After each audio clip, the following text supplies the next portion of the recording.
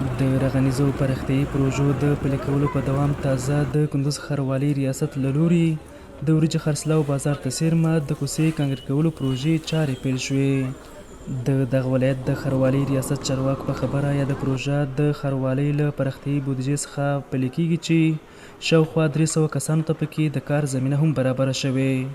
البته دا د برنج بازار شاته کوڅې دي چې د دې طول 545 متره ده او عرض 15.5 متره ده او هزینه 2 میلیون او 3 لکه ده. نو د ښاروالۍ له پیسو څخه اجرا کیږي.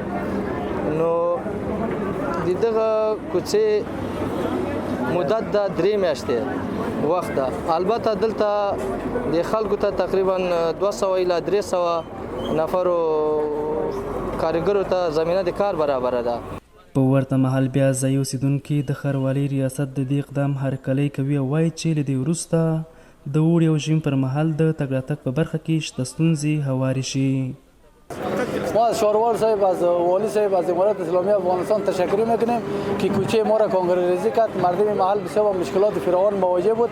این فضل خدا کوچه کانکریت‌ریزی میشه، مردم از مشکل خلاص شد. تشکر میکنیم از امارات اسلامی افغانستان. د کندوز ښاروالۍ ریاست له لوري د دې پروژې چارې په داسې حال کې پیل شوې چې اوس مهال د دغه ولایت د خواجه مشهد او 300 فامیلي ښارګوټو د فرعي سړکونو د کانکریټ کاري چارې هم روانې دي.